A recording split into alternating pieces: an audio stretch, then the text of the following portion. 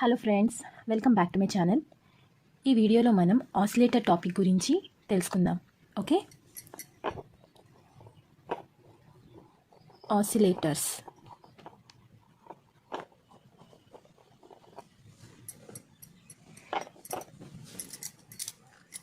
Okay, an oscillator is an electronic circuit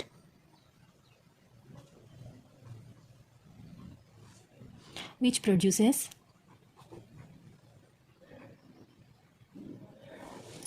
a continuous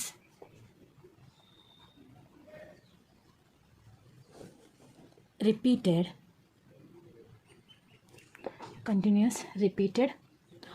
alternating waveform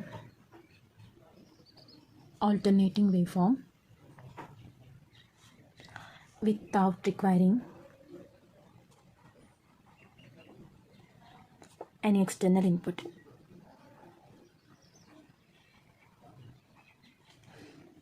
And oscillators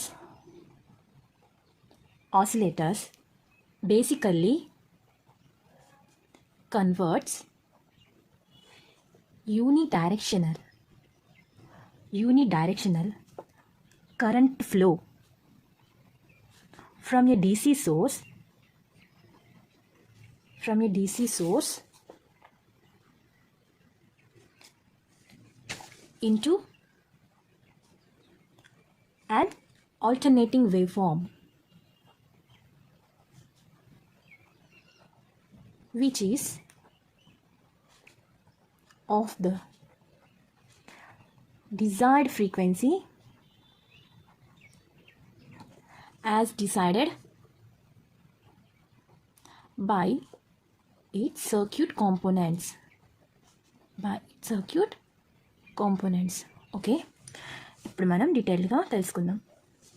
okay, an oscillator is an electronic circuit which produces a continuously repeated alternating waveform without requiring any external input. Oscillator అనేది ఏంటి? ఒక electronic circuit. ఇదేం produce చేస్తుంది? Continuous repeated alternating వేవ్ఫామ్ని produce చేస్తుంది. అంటే AC signal. So AC సిగ్నల్ని generate చేస్తుంది without requiring any external input. ఎటువంటి ఎక్స్టర్నల్ ఇన్పుట్ లేకుండా ఆసిలేటర్ అనే సర్క్యూట్ ఏసీ సిగ్నల్ని ప్రొడ్యూస్ చేస్తుంది.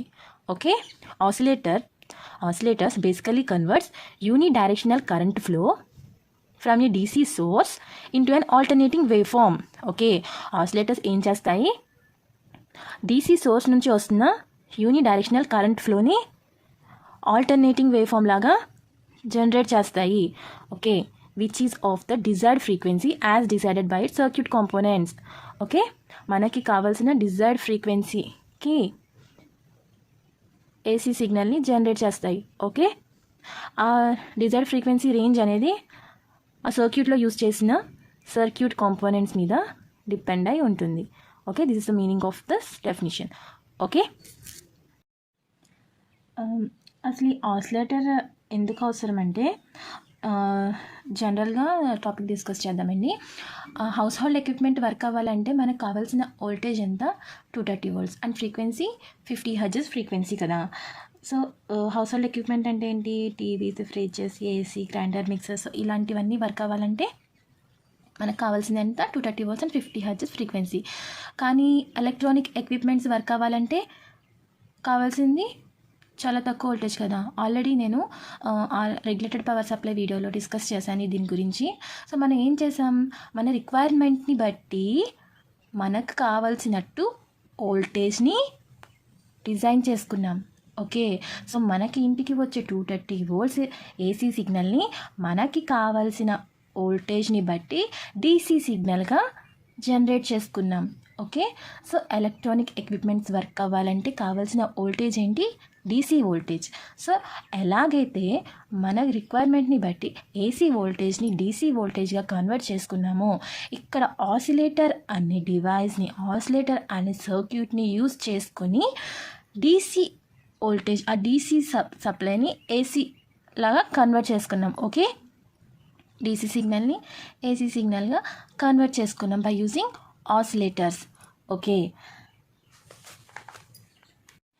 ఎందుకంటే many electronic devices requires a source of energy at a specific frequency range.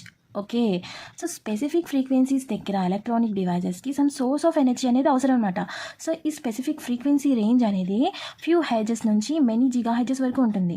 So మనకి కావాల్సిన డిజైర్డ్ ఫ్రీక్వెన్సీని ఆసిలేటర్ అనే ఈ ఎలక్ట్రానిక్ డివైస్ ద్వారా అచీవ్ చేయొచ్చు. ఓకే, సో ఇక్కడ ఒకసారి డెఫినేషన్ చూడండి. And oscillator is an electronic circuit which produces a continuous repeated alternating wave form without requiring any external input. Okay, suppose ఇప్పుడు మనం యాంప్లిఫైయర్స్ని ఆసిలేటర్స్ని కంపేర్ చేసుకుంటే కనుక, సో మనకి యాంప్లిఫైయర్ చూసుకుంటే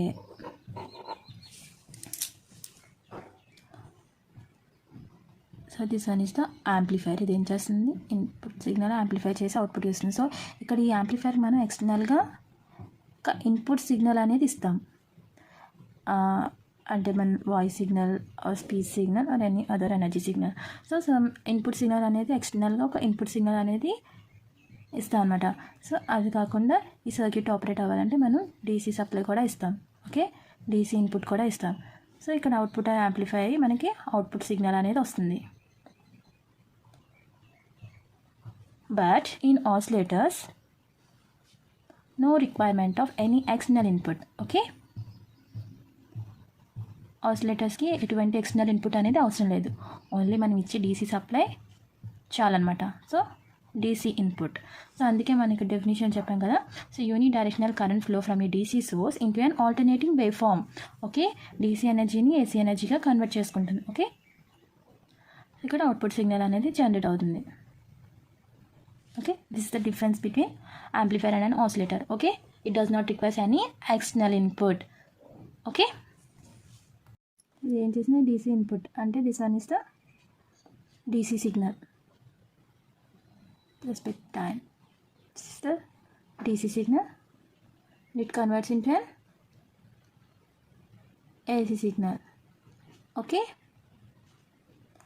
oscillator ఇలా కన్వర్ట్ చేస్తుంది అనమాట. డీసీ సిగ్నల్ని ఏసీ సిగ్నల్గా కన్వర్ట్ చేస్తుంది. ఓకే, సో ఈ ఆసిలేటర్ని మనం చాలా రకాలుగా డిఫైన్ చేయొచ్చు. ఇంకో డెఫినేషన్ ఏంటంటే it is an electronic circuit that generate oscillations of desired frequency అనమాట. ఏంటి, it is an electronic circuit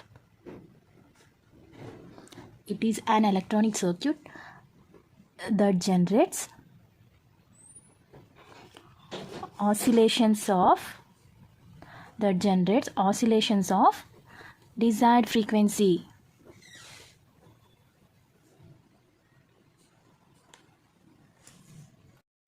so ఈ సర్క్యూట్ ఏం చేస్తుంది, ఆసిలేటర్ అనే సర్క్యూట్ ఏం చేస్తుంది, ఆసిలేషన్స్ని జనరేట్ చేస్తుంది. ఎలాగా, మనకి కావాల్సిన డిజైర్డ్ ఫ్రీక్వెన్సీకి ఆసిలేషన్స్ని జనరేట్ చేస్తుంది అనమాట. ఓకే, సో ఇక్కడ ఫ్రీక్వెన్సీ అనేది మనం యూస్ చేసే సర్క్యూట్ కాంపోనెంట్స్ వాల్యూస్ని బట్టి చేంజ్ అవుతూ ఉంటుంది. సో మనకు కావాల్సిన ఫ్రీక్వెన్సీని బట్టి సో సర్క్యూట్ కాంపోనెంట్స్లో వాల్యూస్ అనేవి చేంజ్ చేయొచ్చు అనమాట. Okay, so the frequency of the output signal is determined by the passive components used in the oscillator. Okay, ఇప్పుడు మనం ఒకసారి ఫ్రీక్వెన్సీ అంటే ఏంటో చూద్దాం. మనకు తెలుసు కదండి ఆల్రెడీ. ఒకసారి ఫ్రీక్వెన్సీ గురించి చూద్దాం. Okay, frequency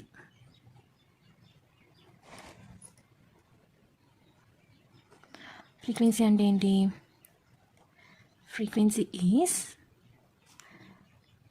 number of wave cycles or number of oscillations or completed in 1 second. Okay, frequency is number of wave cycles or number of oscillations are completed in 1 second. Okay, ఇప్పుడు చూద్దాం. నేను డయాగ్రమాటికల్గా represent చేస్తాను. Suppose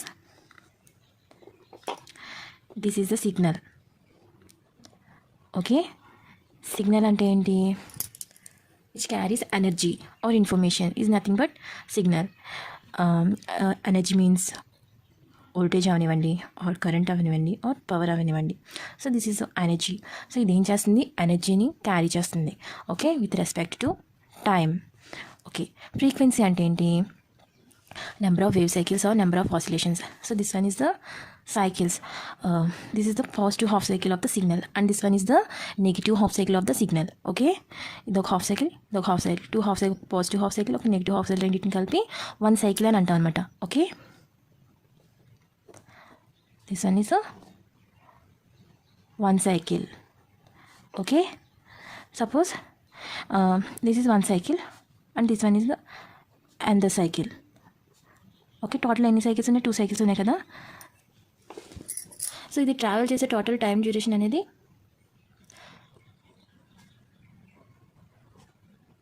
1 second అనుకోండి. So ఇక్కడ టోటల్గా ఎన్ని wave cycles ఉన్నాయి?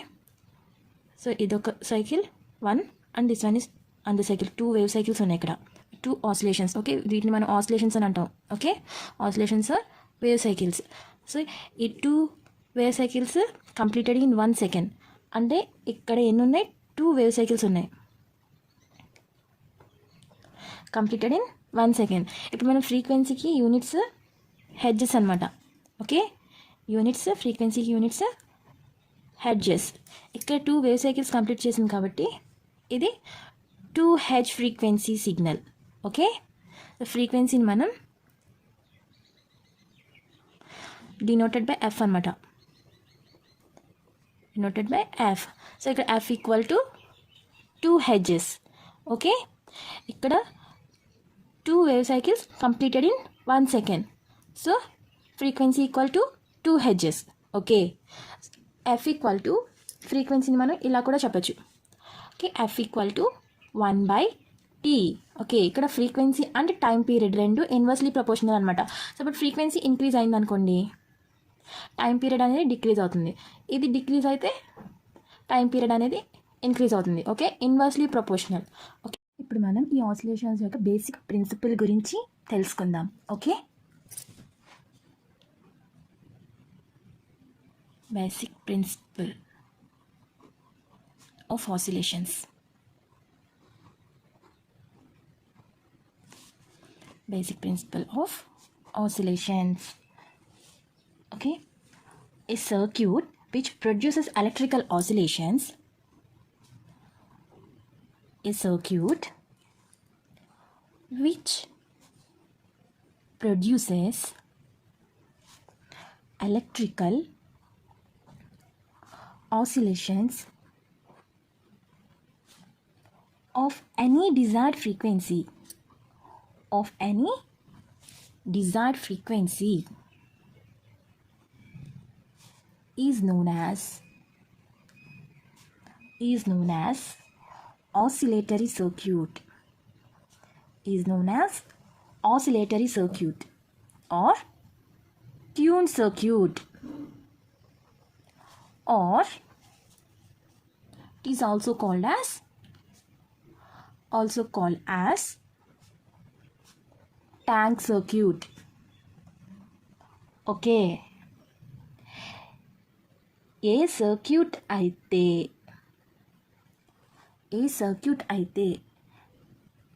Electrical ఆసిలేషన్ని మనకు కావాల్సిన డిజైర్డ్ ఫ్రీక్వెన్సీ దగ్గర ప్రొడ్యూస్ చేస్తుందో దాన్ని మనం oscillatory circuit or tune circuit or tank circuit అని అంటాం.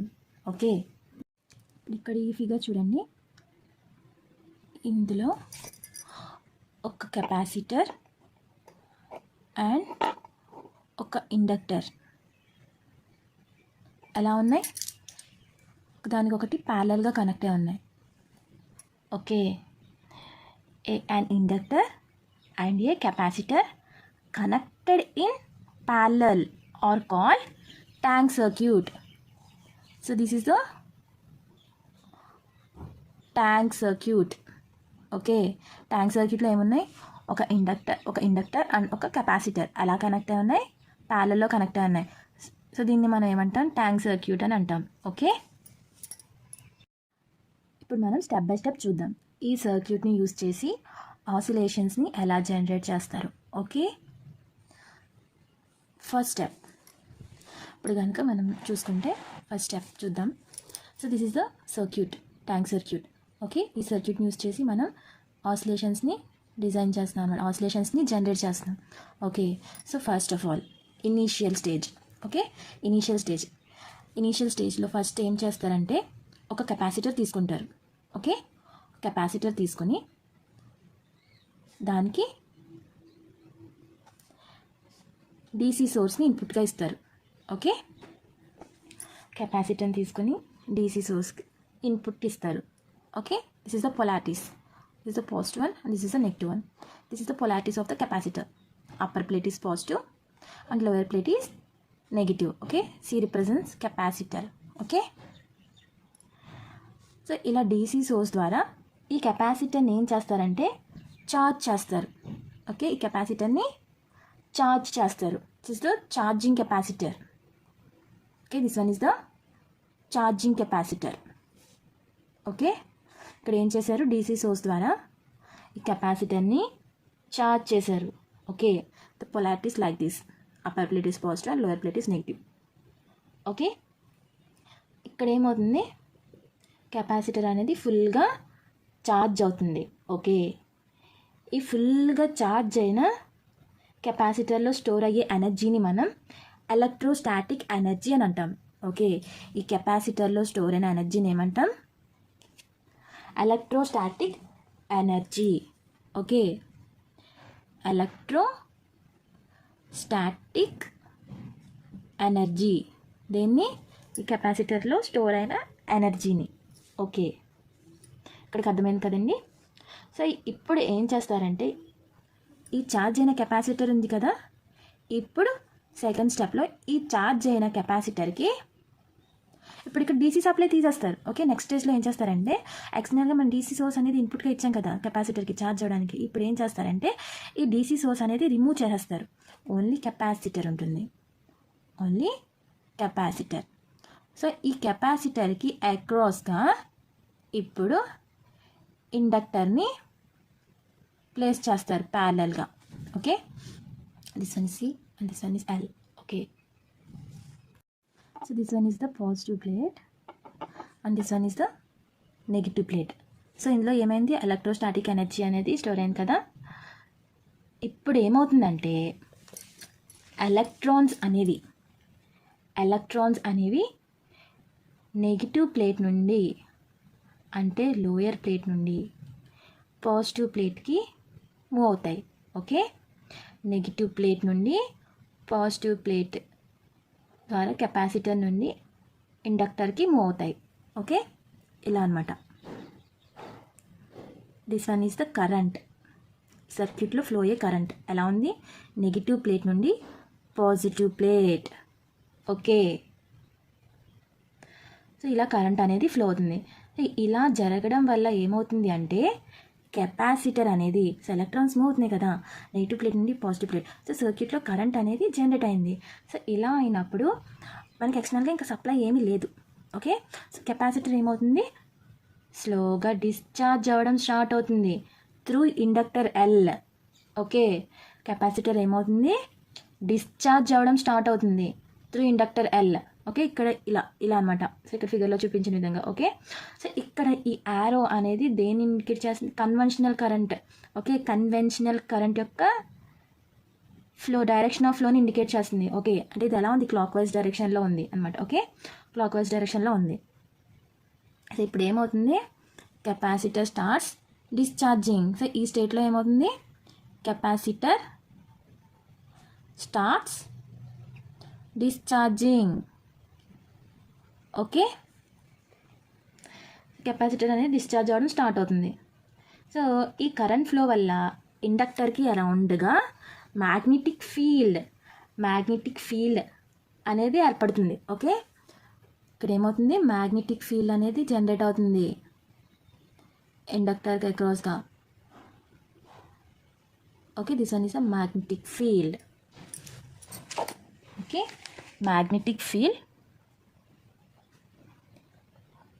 magnetic field built around L. Okay, ఇప్పుడు ఇండక్టర్ అనేది ఎనర్జీని స్టోర్ చేయడం స్టార్ట్ చేస్తుంది. ఓకే, ఇండక్టర్ ఏమవుతుంది, ఎనర్జీని స్టోర్ చేయడం స్టార్ట్ చేస్తుంది. When capacitor is fully discharged, maximum current flow through inductor L. Okay, when capacitor is fully discharged, maximum current flow through inductor L. So ఈ విధంగా ఏమవుతుందంటే కెపాసిటర్లో స్టోర్ అయిన ఎనర్జీ మొత్తం అంటే ఎలక్ట్రోస్టాటిక్ ఎనర్జీ అనేది ఇప్పుడు ఎలక్ట్రోమాగ్నెటిక్ ఎనర్జీలా స్టోర్ అవుతుంది ఇండక్టర్లో. ఓకే, ఎప్పుడైతే కెపాసిటర్ ఫుల్గా డిశ్చార్జ్ అవుతుందో అప్పుడు మ్యాగ్నెటిక్ ఫీల్డ్ అనేది కొలాప్స్ అవ్వడం స్టార్ట్ అవుతుంది. ఓకే, సో ఇందులో ఉన్న ఎనర్జీ మొత్తం అయిపోయింది. సో ఇక్కడ స్టోర్ చేసుకున్న ఎనర్జీ ఏమవుతుంది, కొలాప్స్ అవ్వడం స్టార్ట్ అవుతుంది అనమాట. Okay, so a back EMF is induced in the coil అనమాట. So back EMF is induced in the coil. Okay, ఈ కాయిల్లో బ్యాక్ ఈఎంఎఫ్ అనేది ఉంటుంది. ఓకే, సో ఈ బ్యాక్ ఈఎంఎఫ్ వల్ల ఏమవుతుందంటే కరెంట్ ఫ్లోయింగ్ డైరెక్షన్ అనేది సేమ్ డైరెక్షన్లోనే ఉంటుంది. కరెంట్ ఫ్లో అనేది సేమ్ డైరెక్షన్ అంటే క్లాక్ వైజ్ డైరెక్షన్లోనే ఉంటుందన్నమాట. ఓకే, ఇక్కడ ఇప్పుడు ఏమవుతుందంటే కెపాసిటర్ స్టార్ట్స్ ఛార్జింగ్ అనమాట. ఓకే, ఇప్పుడు ఏమవుతుంది, ఇక్కడ మ్యాగ్నెటిక్ ఫీల్డ్ అనేది ఏమవుతుంది, కొలాప్స్ అవ్వడం స్టార్ట్ అవుతుంది అనమాట ఎప్పుడైతే కెపాసిటర్ అనేది ఫుల్గా డిశ్చార్జ్ అవుతుందో. చూపిస్తాను డయాగ్రమాటిక్ రిప్రజెంటేషన్లో. ఓకే, ఇక్కడ మ్యాగ్నెటిక్ ఫీల్డ్ ఏమవుతుంది, starts collapsing. Magnetic field starts collapsing. Okay, so ఈ కరెంట్ ఇప్పుడు కెపాసిటర్ని ఛార్జ్ చేస్తుంది అనమాట. ఇక్కడ ఏమవుతుందంటే కెపాసిటర్ ఛార్జ్ అయినప్పుడు పొలారిటీస్ అనేవి చేంజ్ అవుతాయి. ఓకే, కెపాసిటర్ ఛార్జ్ అయినప్పుడు పొలారిటీస్ అనేవి చేంజ్ అవుతాయి. సో కరెంట్ ఫ్లో డైరెక్షన్ అనేది సేమ్. ఓకే, ఇప్పుడు పొలారిటీస్ ఎలా చేంజ్ అవుతాయంటే ఇనీషియల్గా మనకి అప్పర్ ప్లేట్ అనేది పాజిటివ్, లోయర్ ప్లేట్ అనేది నెగిటివ్ ఉంది కదా. ఇప్పుడు ఇక్కడ ఏమవుతుందంటే అప్పర్ ప్లేట్ అనేది నెగిటివ్ పొటెన్షియల్, లోయర్ ప్లేట్ అనేది పాజిటివ్గా కన్వర్ట్ అవుతాయి. Okay, upper plate is negative, lower plate is positive. Okay, ఇప్పుడు ఏంటి, C gets opposite polarities.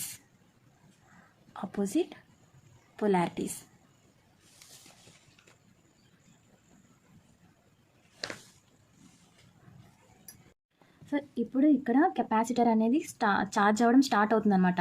So ఈ కెపాసిటర్ అనేది ఎప్పటి వరకు ఛార్జ్ అవుతుందంటే ఈ సర్క్యూట్లో ఫ్లో అయ్యే కరెంట్ 0 అయ్యేంత వరకు, అంటే కాయిల్లో మ్యాగ్నెటిక్ ఫీల్డ్ అనేది కంప్లీట్గా కొలాప్స్ అయ్యేంత వరకు. ఓకే, సో ఈ ఇన్స్టెంట్ దగ్గర ఏమవుతుందంటే ఇక్కడ ఏమవుతుందంటే electromagnetic energy.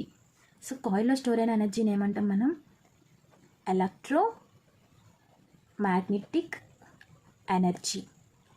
Okay, electromagnetic energy అనేది converted back to electrostatic energy in capacitor. Okay, so ఇక్కడ ఏమవుతుందంటే ఇందులో స్టోర్ అయిన ఎలక్ట్రోమాగ్నెటిక్ ఎనర్జీ మొత్తం మళ్ళీ electrostatic energy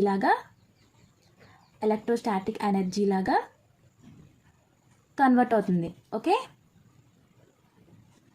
electrostatic energy. Okay, ఇనిషియల్గా ఏమైంది, ఎలక్ట్రోస్టాటిక్ ఎనర్జీ అనేది ఎలక్ట్రోమాగ్నెటిక్ ఎనర్జీలా కన్వర్ట్ అయింది. ఇప్పుడు ఇక్కడ ఏమైంది, ఎలక్ట్రోమాగ్నెటిక్ ఎనర్జీ అనేది ఎలక్ట్రోస్టాటిక్ ఎనర్జీ లాగా కన్వర్ట్ అయింది.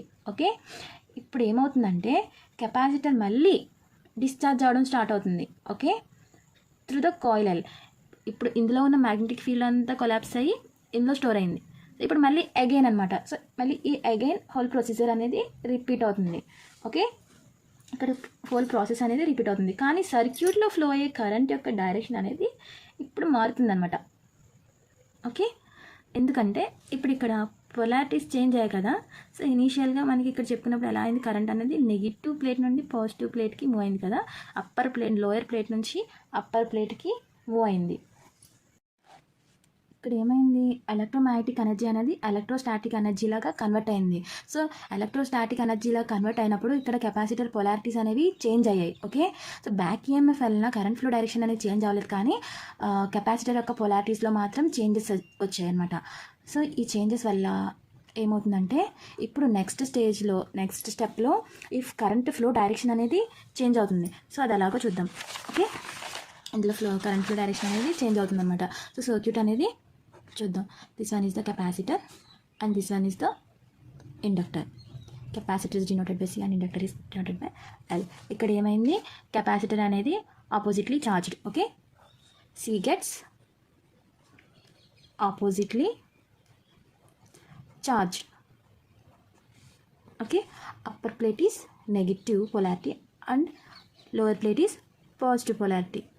ఓకే, ఇప్పుడు కరెంట్ ఫ్లో డైరెక్షన్ చూడండి. కరెంట్ ఫ్లో డైరెక్షన్ అనేది అప్పర్ ప్లేట్ నుండి లోయర్ ప్లేట్కి ఉంటుంది, ఎందుకంటే ఇక్కడ నెగిటివ్ పొలారిటీ ఉంది కదా. సో ఎలక్ట్రాన్స్ అనేవి ఇలా మూవ్ అవుతాయి అన్నమాట. Okay, so current flow direction అనేది ఇలా ఉంటుంది.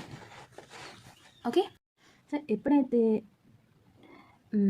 ఇక్కడ ఏమవుతుందంటే అగైన్ ఎలక్ట్రోస్టాటిక్ ఎనర్జీ అనేది ఎలక్ట్రోమాగ్నెటిక్ ఎనర్జీ లాగా కన్వర్ట్ అవుతుంది.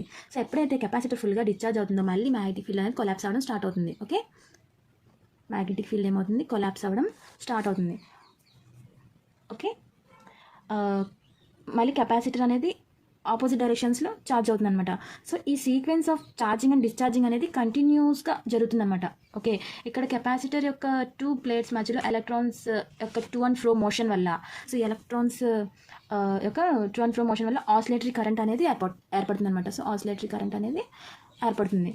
ఓకే, అంటే ఇక్కడ కెపాసిటర్ పొలారిటీస్ చేంజ్ అవుతూ electric energy of the capacitor అనేది మ్యాగ్నెటిక్ ఎనర్జీ లాగా magnetic energy of the coil లాగా, అలాగే మ్యాగ్నెటిక్ ఎనర్జీ అనేది ఎలక్ట్రికల్ ఎనర్జీ లాగా కన్వర్ట్ అవ్వడం వల్ల AC type sinusoidal voltage and current waveforms అనేవి ప్రొడ్యూస్ అయ్యాయి అనమాట. ఓకే, సో ఈ ప్రాసెస్ అనేది కంటిన్యూస్గా ఇండెఫినిట్ టైమ్స్ జరుగుతుంది అనుకుందాం. ఎప్పటి వరకు, సర్క్యూట్లో ఎటువంటి ఎనర్జీ లాస్ లేనప్పటి వరకు. ఓకే, సో కానీ ఈ సర్క్యూట్లో ఎనర్జీ లాస్ అనేది జరుగుతుంది.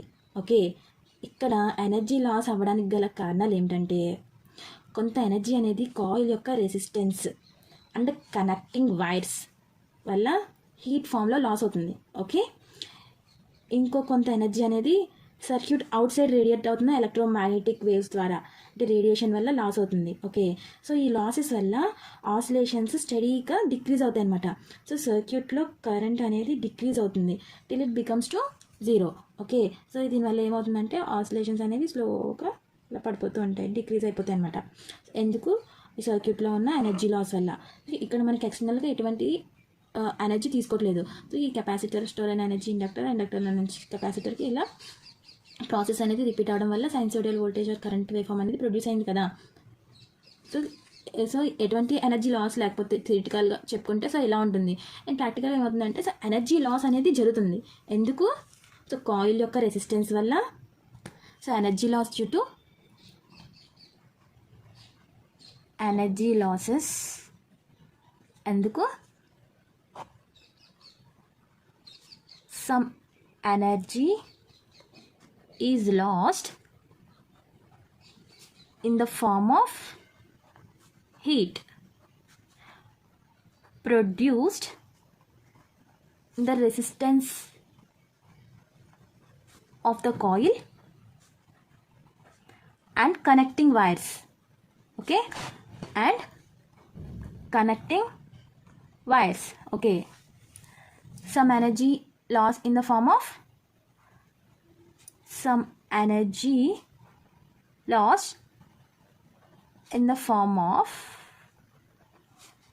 electromagnetic waves, that is radiated out from the circuit, through which an oscillatory current is passing. Okay, so ఈ లాసెస్ వల్ల ఏమవుతుందంటే ఆసిలేషన్స్ అనేవి స్టడీగా డిక్రీజ్ అవుతాయి. సో సర్క్యూట్లో కరెంట్ అనేది decreases becomes to 0. Okay, tank సర్క్యూట్లో ఆసిలేషన్స్ని మెయింటైన్ చేస్తూ యాంప్లిట్యూడ్ని కాన్స్టెంట్ లెవెల్లో ఉంచడానికి. ఓకే, ఆసిలేషన్స్ని మెయింటైన్ చేస్తూ యాంప్లిట్యూడ్ని కాన్స్టెంట్గా ఉంచడానికి ఎనర్జీ లాస్ని రీప్లేస్ చేయాలి. ఓకే, ఎనర్జీ లాస్ని రీప్లేస్ చేయాలి. సో ఈ రీప్లేస్ అయిన ఎనర్జీ అనేది ఈచ్ సైకిల్లో లాస్ అయిన ఎనర్జీకి ఈక్వల్గా ఉండాలి. ఓకే, సో ఈ రీప్లేస్ అయిన ఎనర్జీ అనేది ఎలా ఉండాలి, ఈచ్ సైకిల్లో లాస్ అయిన ఎనర్జీకి ఈక్వల్గా ఉండాలి. ఓకే, అదర్వైజ్ ఏమవుతుందంటే మనం రీప్లేస్ చేసిన ఎనర్జీ ఈక్వల్గా లేకపోతే యాంప్లిట్యూడ్ అనేది ఏమవుతుంది, డిక్రీజ్ అయిపోతుంది. ఓకే, ఏమవుతుంది, రీప్లేస్ చేసిన ఎనర్జీ అనేది ఈక్వల్గా లేకపోతే యాంప్లిట్యూడ్ అనేది డిక్రీజ్ అయిపోతుంది. సో ఓవర్ టైం 0 అయిపోతుంది అనమాట. So the simplest way of replacing this energy ఏమిటంటే ఇప్పుడు నేను మీకు బ్లాక్ డయాగ్రామ్ ద్వారా ఎక్స్ప్లెయిన్ చేస్తాను. ఓకే,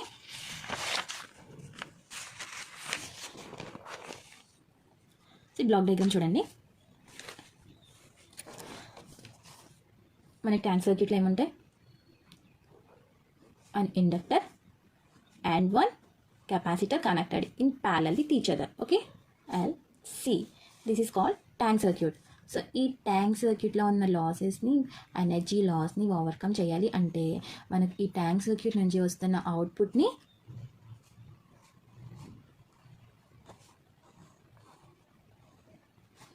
యాంప్లిఫైయర్కి ఇన్పుట్గా ఇవ్వాలి. ఓకే, సో యాంప్లిఫైయర్ నుంచి వచ్చిన అవుట్పుట్ని అగైన్ ఫీడ్బ్యాక్ నెట్వర్క్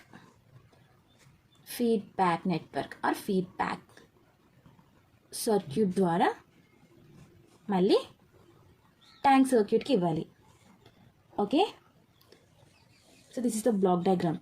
ఇందులో ఏమున్నాయి, tank circuit, amplifier and a feedback circuit. Okay, this is a connection.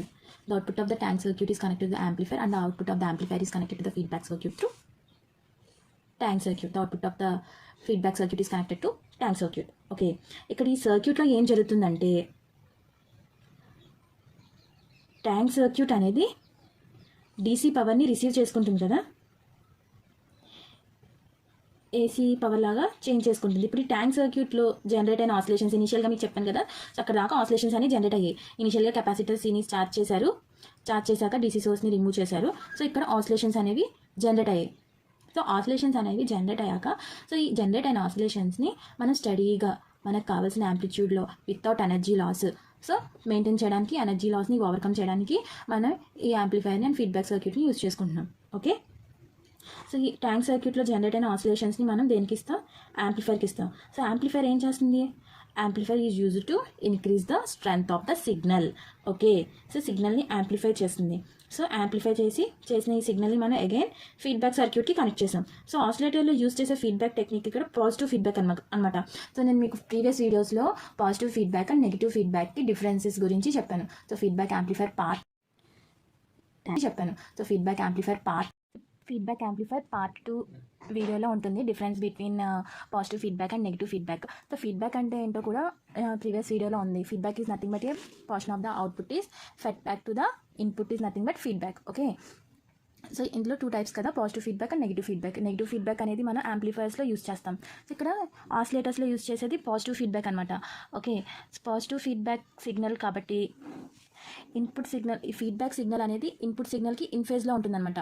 So feedback signal అనేది, so this one is the input signal. రెండు ఎలా ఉంటాయి, ఒకదానికొకటి ఇన్ ఫేజ్లో ఉంటాయి అనమాట. ఓకే, ఫేజ్ డిఫరెన్స్ అనేది ఏమీ ఉండదు. సో రెండు సేమ్ ఫేజెస్లో ఉంటాయి. ఓకే, సో కాబట్టి దీన్ని మనం పాజిటివ్ ఫీడ్బ్యాక్ అని అంటాం అనమాట. So both output of the feedback and the input signal is both are in phase. Okay, both are in phase. So ఈ ఫీడ్బ్యాక్ టెక్నిక్ వల్ల ఏమవుతుందంటే ట్యాంక్ సర్క్యూట్లో ఏర్పడే లాస్ అక్కర్ అయ్యే వాటిని ఓవర్కమ్ చేస్తుంది అనమాట. సో ఈ సర్క్యూట్ ఇలా డిజైన్ చేయడానికి గల కారణం ఏమిటంటే ఆసిలేషన్స్ అనేవి కాన్స్టెంట్గా ఉండటానికి. ఓకే, సో మనం ఆసిలేటర్ని ఇలా కూడా డిఫైన్ చేయొచ్చు. ఎలా అంటే an oscillator is a positive feedback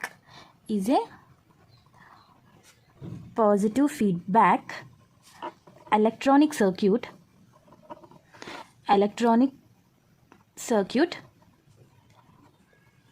in which the input signal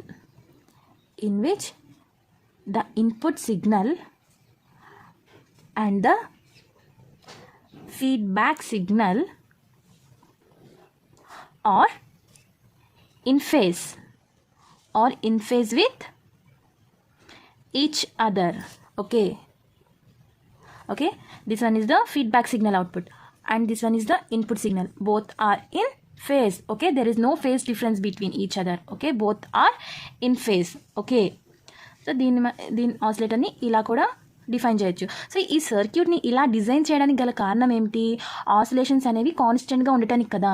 so oscillations అనేవి కాన్స్టెంట్గా ఉండాలి, కాన్స్టెంట్గా ప్రొడ్యూస్ అవ్వాలి అంటే మనం ఫీడ్బ్యాక్ ఎల్సీ నెట్వర్క్కి ఫీడ్బ్యాక్ ఇచ్చాం కదా. సో ఎల్సీ నెట్వర్క్కి ఫీడ్బ్యాక్ ఇచ్చిన ఎనర్జీ లెవెల్ని, సో ఎల్సీ నెట్వర్క్కి ఫీడ్బ్యాక్ ఇచ్చిన ఎనర్జీ లెవెల్ని యాక్యురేట్గా కంట్రోల్ చేయాలన్నమాట. Okay, so to maintain stable oscillations overall voltage gain అనేది ఈక్వల్ టు 1 ఆర్ యూనిటీగా ఉండాలి. ఓకే, సో స్టేబుల్ ఆసిలేషన్ని మెయింటైన్ చేయాలంటే ఓవరాల్ గెయిన్ అనేది, సో ఈ సర్క్యూట్ అనేది ఓవరాల్ గెయిన్ అనేది ఎలా ఉండాలి? ఈక్వల్గా ఆర్ యూనిటీగా ఉండాలి, ఈక్వల్ టు 1 ఆర్ యూనిటీగా ఉండాలి. Okay, here we taken our output signal. Okay, so gain యూనిటీగా ఉన్నప్పుడు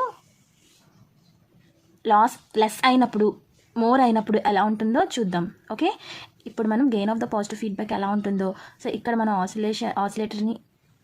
ఆసిలేషన్స్ అనేవి ఎలా ప్రొడ్యూస్ అవుతాయో చూద్దాం. ఓకే, స్టెప్ బై స్టెప్ చూద్దాం. సపోజ్ ఇప్పుడు మనం ఒక సిస్టమ్ తీసుకుందాం, యాంప్లిఫైయర్ వితౌట్ ఫీడ్బ్యాక్ అనమాట. So amplifier with gain A, దీన్ని మనం ఇన్పుట్ ఇస్తాం, అలాగే అవుట్పుట్ తీసుకుంటాం. So input VI, okay, input voltage VI and output voltage V0. Okay, so amplifier without feedback the gain of the amplifier ఏమవుతుంది? A equal to V0/VI. ఇక్కడ A అంటే ఏంటంటే gain of the amplifier without feedback. Okay, A అంటే ఏంటి? Gain of the amplifier without feedback అనమాట. ఇప్పుడు మనం feedback నెట్వర్క్తో చూద్దాం. ఇప్పుడు ఫీడ్బ్యాక్ నెట్వర్క్ యాడ్ చేస్తే సిస్టమ్ ఎలా ఉంటుందో చూద్దాం.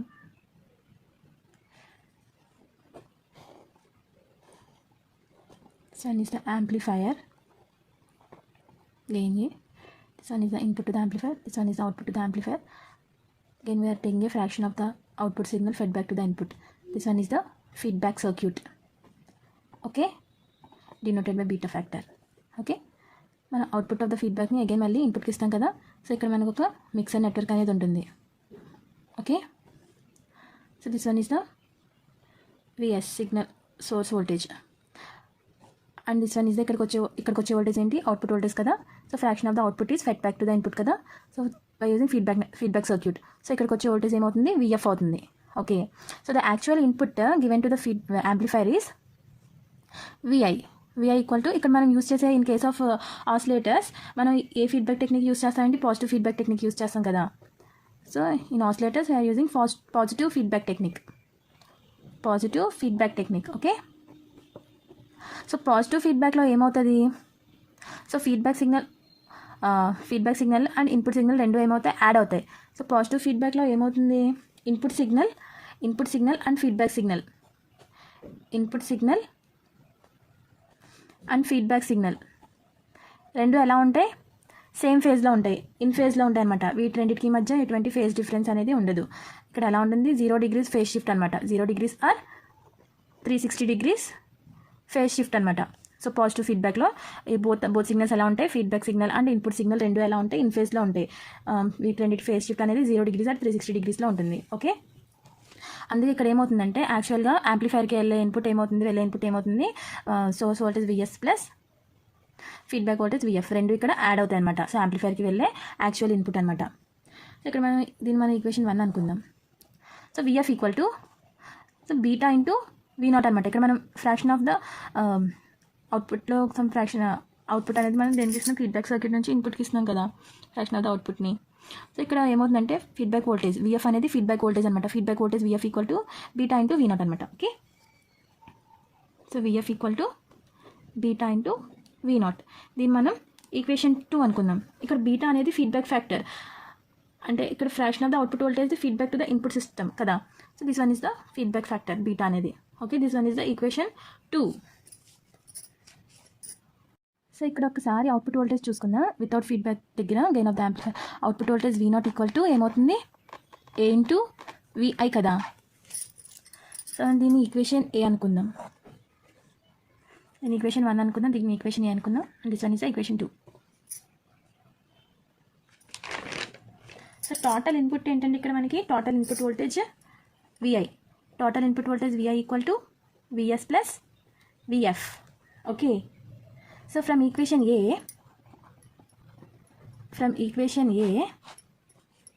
this is the equation A, V0 equal to A into VS plus VF. okay, so V0 equal to A into VS plus A into VF. okay, from equation 2, this is the equation. VF equal to ఎంతండి, beta into V0 కదా. From equation 2 VF equal to beta into V0. ఇక్కడ substitute చేయాలి. V0 equal to A into VS plus A into beta into V0. Okay, so V0 కామన్గా ఉంది. So ఇలా వస్తే ఏమవుతుంది, 1 minus A beta, 1 minus A beta equal to A into VS. Okay, now V0 by VS equal to A by 1 minus A beta. okay, so V0 by VS అంటే ఏంటంటే gain of the system with positive feedback అనమాట. Gain of the system with positive feedback. Okay, with positive feedback represented by AF. okay, AF equal to A by 1 minus A beta. This is the gain of the system with positive feedback. Okay, ఈ equation బట్టి క్లియర్గా అర్థమవుతుంది ఏంటంటే input signal in the system will be amplified or attenuated or sustained depend on the value of A beta. Okay, so అది ఎలాగో ఇప్పుడు చూద్దాం. Okay, so gain of the system with positive feedback ఏంటండి, gain of the system with the positive feedback ఏంటండి, AF equal to A by 1 minus A beta కదా. So this is the equation. ఇప్పుడు ఈ A beta value మీద input signal అనేది amplify కానీ attenuate కానీ sustain కానీ ఎలా అవుతుంది, డిపెండ్ అయి ఉంటుంది అనమాట. ఈ వాల్యూ మీద డిపెండ్ అయి ఉంటుంది. ఇక్కడ A అనేది ఏంటి, gain of the amplifier, and beta అనేది ఫీడ్బ్యాక్ ఫ్యాక్టర్. ఓకే, ఇక్కడ మనకి 3 కేసెస్ ఉన్నాయన్నమాట. సో కేస్ 1 చూసుకుంటే కనుక ఫస్ట్ కేసులో సో ఏ బీటా అనేది less than 1. So less than 1 అయినప్పుడు ఆసిలేషన్స్ అనేవి డికేయింగ్ అవుతాయి అన్నమాట. సో ఇక్కడ డికేయింగ్ ఆసిలేషన్స్ అనేవి జనరేట్ అవుతాయి. ఓకేనా, ఏ బీటా లెస్ దెన్ 1 అయినప్పుడు డికేయింగ్ ఆసిలేషన్స్ జనరేట్ అవుతాయి. సో ఎలా ఉంటుందంటే ఆసిలేషన్స్ ఎలా ఉంటాయంటే సో ఇలా ఉంటాయి అన్నమాట. ఆసిలేషన్స్ ఏమవుతాయి, స్లోగా డిక్రీజ్ అయిపోతూ ఉంటాయి A beta value less than 1 అయినప్పుడు. So this one is the amplitude, this one is the time period. Okay, in case 2 3 cases అన్నాను కదా. So A beta less than 1 అయినప్పుడు ఆసిలేషన్స్ ఏమయ్యాయి, డికే అయ్యాయి అనమాట. డికేయింగ్ ఆసిలేషన్స్ అనేవి generate అయ్యాయి. In case 2 A beta greater than 1. So ఇక్కడ ఆసిలేషన్స్లో growing oscillations అనేవి generate అవుతాయి. సో ఇక్కడ డికేయింగ్ ఆసిలేషన్స్ కదా, డికేయింగ్ ఆసిలేషన్స్. ఇక్కడ ఏ బీటా గ్రేటర్ దెన్ 1 అయినప్పుడు ఆసిలేషన్స్ ఏమవుతాయి, గ్రోయింగ్ ఆసిలేషన్స్ అనమాట. గ్రోయింగ్ ఆసిలేషన్స్ అనేవి జనరేట్ అవుతాయి. సో అప్పుడు సిగ్నల్ అనేది ఇలా ఉంటుంది, స్లోగా ఇంక్రీజ్ అవుతూ ఉంటుంది అనమాట సిగ్నల్ అనేది ఇలాగా. Okay, this one is the amplitude, this one is time period. Okay, ఇప్పుడు కేస్ 3. సో కేస్ 3 థర్డ్ కేసులో ఏంటంటే A beta equals to 1. So A beta equals to 1 అంటే ఇక్కడ సస్టైన్డ్ ఆసిలేషన్స్ అనేవి జనరేట్ అవుతాయి. ఇక్కడ ఆసిలేషన్స్ ఏమవుతాయి, సస్టైన్డ్ ఆసిలేషన్స్. సో మనకి కావాల్సిన ఆసిలేషన్స్ అనేవి జనరేట్ అవుతాయి అనమాట. సో సస్టైన్డ్ ఆసిలేషన్స్ అంటే యాంప్లిట్యూడ్ ఈక్వల్గా ఉంటుంది. ఓకే, సో డికేయింగ్ అవ్వద్దు, గ్రోయింగ్ అవ్వద్దు. సో యాంప్లిట్యూడ్ అనేది సో ఈక్వల్గా ఉంటుంది అనమాట. Okay, so amplitude, this one is the time period. So sustained oscillations అనేవి ఎప్పుడు జనరేట్ అవుతాయి? Only A beta equal to 1 అయినప్పుడు మాత్రమే. Okay, A beta equal to 1 అయినప్పుడు మాత్రమే మనకు కావాల్సిన సస్టైన్డ్ ఆసిలేషన్స్ అనేవి జనరేట్ అవుతాయి. ఒకసారి ఇక్కడ చూడండి, ఏఎఫ్ అంటే ఇక్కడ ఏంటండి, gain of the system is positive feedback కదా.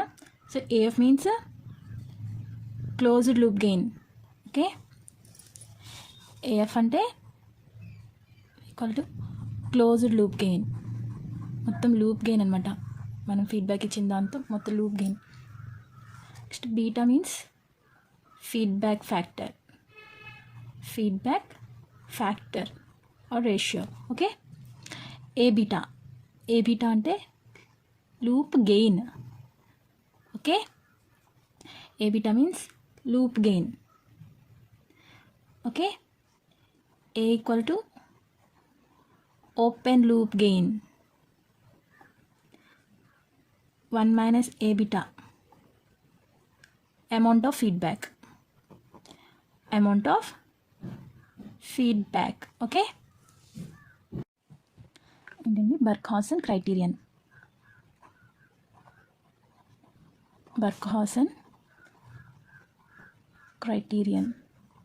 దీన్ని కండిషన్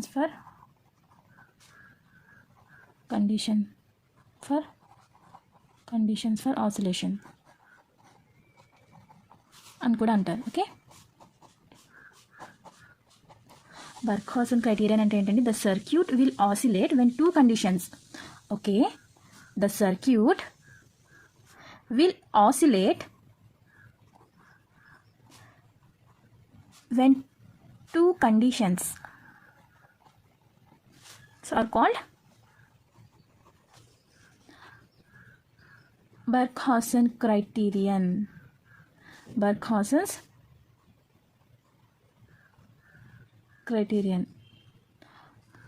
or MAT. ఓకే, ఇక్కడ సర్క్యూట్ అనేది 2 కండిషన్స్ని సాటిస్ఫై చేయాలన్నమాట ఆసిలేషన్స్ అనేవి జనరేట్ అవ్వాలంటే. ఓకే, ఒక సిస్టమ్ అనేది ఆసిలేటర్ లాగా బిహేవ్ చేయాలంటే ఓకే ఈ 2 కండిషన్స్ని మస్ట్గా సాటిస్ఫై చేయాలి. ఫస్ట్ కండిషన్ ఏంటంటే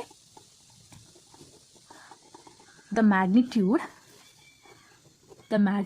of loop gain must be equal to unity. Okay, equal to unity. Loop gain యొక్క మ్యాగ్నిట్యూడ్ ఎలా ఉండాలి? Equal to unity. Okay, loop gain అంటే ఏంటంటే ఏ బీటా కదా. So the magnitude of loop gain equal to 1. Okay, అలాగే second condition ఏంటంటే the total phase shift of the signal in the closed loop must be equal to 0 or 360 degrees. Okay, 0 or 360 degrees. Oscillators అనేవి the total phase shift of the signal in closed loop must be equal to 0 or 360 degrees అన్నారు కదా. So మనకి closed loop అనేది ఎలా ఉండాలి? 0 or 360 degrees phase షిఫ్ట్లో ఉండాలన్నమాట.